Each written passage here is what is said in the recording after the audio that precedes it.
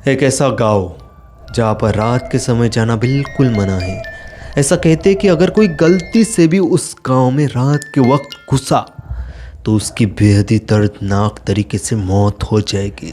लेकिन इन सब चेतावनियों को नज़रअंदाज करते हुए कुछ दोस्त उस गांव में घुसने की जुर्रत करते हैं, ये सोचकर कि अगली सुबह जिंदा लौटकर वो सभी को चौंका देंगे, साबित कर देंगे कि भूत ऊत कुछ भी नहीं होता। लेकिन उन सभी को क्या ही पता था कि उस गांव से बस एक चीज लौट कर जा पाएगी, वो थी उन सभी की मौत की खबर। क्या ही हो जाएगा, ये सोच कभी कभी इंसानों को ऐसे ऐसे काम करने पर मजबूर कर देती है जो उसे नहीं करनी चाहिए।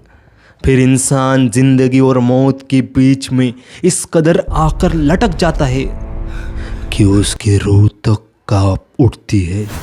और यही सोच लेकर चार दोस्त निकलते हैं एक भूतिया गांव की तरफ। चार दोस्तों के बारे में थोड़ा सा जान लेते हैं। तो इन चारों का नाम है तानिया, समीर, अमित और रिया।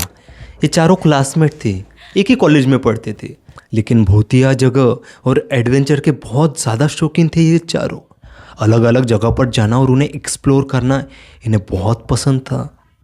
अब यहाँ पर होता क्या है, इन चारों में से एक समीर, उसके कान पर एक खबर आती है कि हमारे भारत देश में एक ऐसा गांव है जहाँ पर कोई भी नहीं जाता, पूरी तरह से वीरान पड़ा हुआ है वो गांव। अब इस गांव के बारे में थोड़ा सा जान लेते हैं। तो ये गांव पिछले 50 सालों से वीरान पड़ा हुआ है और पश्चिम बंगाल के जंगलों में बसा हुआ है ये गांव, जिसका नाम है दुर्गापुर बस्ती। तो समीर ने सोचा कि क्यों ना इस गांव में एक रात रुककर देखा जाए, देखते हैं क्या होता है इस गांव में। तो उसने क्या किया, अपने एडवेंचर के शौकीन तीनों दोस्तों के साथ बात की।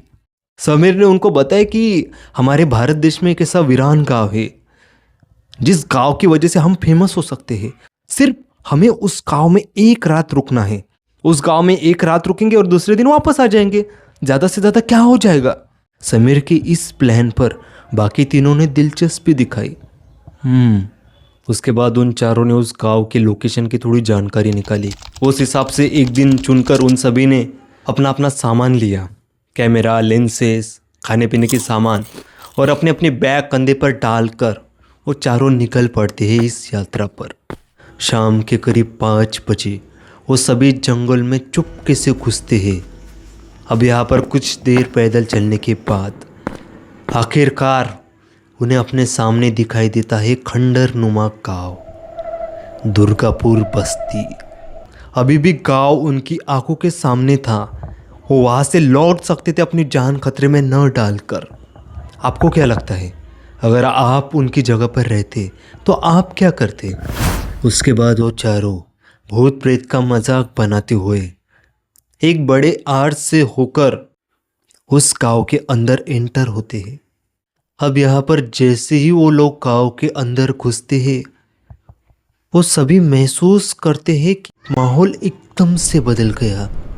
चारों तरफ बस सन्नाटा, ना ही कोई पंछी, ना ही कोई मकोड़ा। उस माहौल में भी वो सभी आगे बढ़ते गए। तभी उनकी नज़र पड़ी कुछ झोपड़ियों पर जिसकी छतें टूटी हुई थी। उनमें से एक घर हाईलाइट हुआ। वो चारों उस घर के अंदर घुसते हैं। सारे सामानों पर धूल जमी हुई थी। तभी उनकी नज़र पड़ती है कुछ पैरों के निशान पर, जो कि एक छोटे बच्चे के पैरों के निशान थे।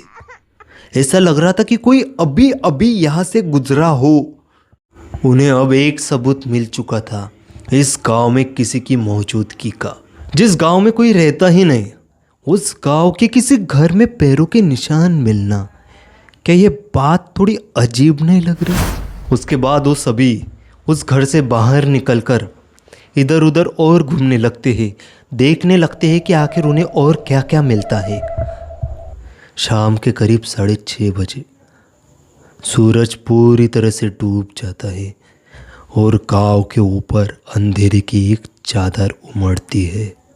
उस रात के अंधेरे में वो सभी अपनी अपनी टॉर्च जलाते हैं। तभी कुछ अलग होता है। उन चारों को घंटियों की आवाज सुनाई देती है। वो चारों उस घंटी की आवाज सुन थोड़ा अचंभे में पड़ जाते हैं। सोचने लगते हैं कि इस वीरान गांव में मंदिर कहाँ से आया। अब यहाँ पर अमित बिना कुछ सोचे समझे जहाँ से घंटियों की आवाज आ रही थी उस डायरेक्शन की तरफ भागने लगता है, ये सोचकर कि वक्त रहते अगर किसी को पकड़ लिया तो बहुत बड़ा सबूत हाथ लग जाएगा।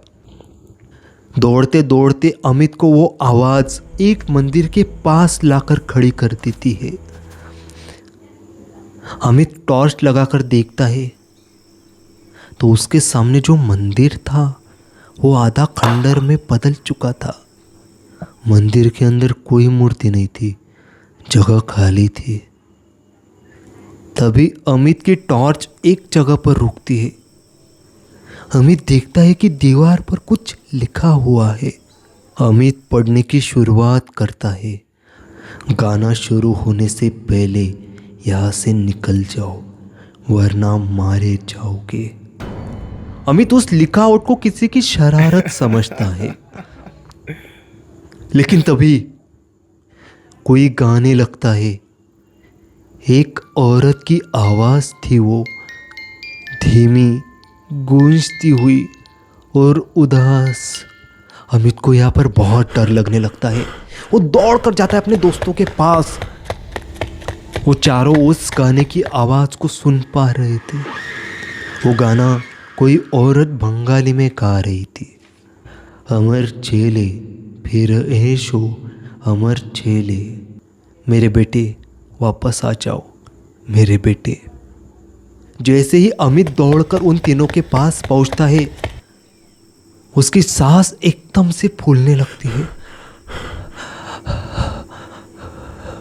वो सभी से कहता है, चलो चलो यहाँ से जल्दी चलो, जल्दी जल्दी चलो। लेकिन तब तक बहुत देर हो चुकी थी।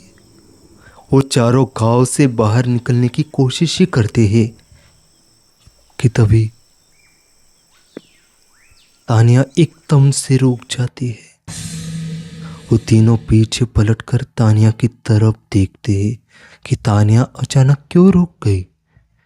तानिया एकदम से चीख पड़ती है। उसकी चीख इतनी भयानक थी, उन तीनों का जिस्म इस नज़ारे को देख ठंडा पड़ जाता है। वो तीनों जोर से चिल्लाकर तानिया के पास जाने की कोशिश करते हैं, लेकिन तानिया की आंखें अब ऊपर उठ रही थी, जैसे आंखों का काला हिस्सा एकदम गायब हो रहा हो और उसकी जगह पूरी आंख सफ़ेद पड़ रही हो। तानिया अब धीरे धीरे हवा में तैरने लगी थी और अजीब तरह से बुदबुदाने लगी थी। इतना ही नहीं, अब तानिया के कान से खून भी निकल रहा था। वो तीनों समझ चुके थे कि तानिया के साथ कुछ भयानक हो चुका है। तानिया हवा में उठी हुई थी। वो तीनों उसके पास जाते, उसके पैर पकड़कर उसको नीचे खींचने की कोशिश करते, और जैसे ये तीनों तानिया के पैर जमीन पर टिकाते हैं, तानिया समीर का कंधा जोर से पकड़ती है और उसके कंधे को काट डालती है। समीर जोर जोर से चीखने लगता है। वो दोनों समीर को बचाने की कोशिश करते हैं, मगर तानिया के अंदर न जाने इतनी ताकत कहाँ से आती है कि वो दोनों को फेंक देती है। उसके बाद समीर वहीं पर नीचे बेहोश होकर गिर पड़ा।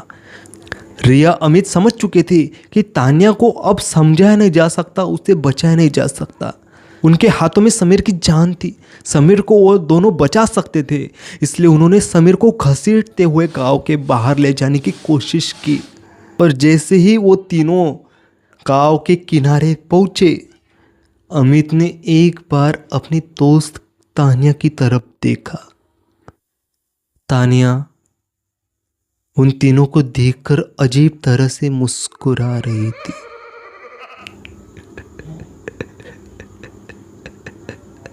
उस अंधेरे में उसकी सफेद आंखें चमक रही थी। पल भर में चारों की हंसती जिंदगी एक दहशत में बदल गई। उसके बाद अगली सुबह आती है। जंगलों में समीर की लाश मिलती है। तानिया का कोई पता नहीं चलता कि तानिया आखिर किधर चली गई। रिया और अमित बच गए, लेकिन उन दोनों की जिंदगी में पछतावे के अलावा कुछ भी नहीं बचा, क्योंकि उन दोनों की वजह से उनके दो दोस्तों की जान चली गई थी। चाहता तो अमित वक्त पर समीर को समझा सकता था कि हम नहीं जाएंगे वहां पर, लेकिन उन्होंने एक दूसरे की हाँ में हाँ मिलाई। आखिर में मैं आपसे यही कहना चाहूँगा कि अगर आपको ये कहानी पसंद आई हो तो इस वीडियो को लाइक करिए और हमारे चैनल को सब्सक्राइब करें। मिलते हैं अपने नेक्स्ट वीडियो में।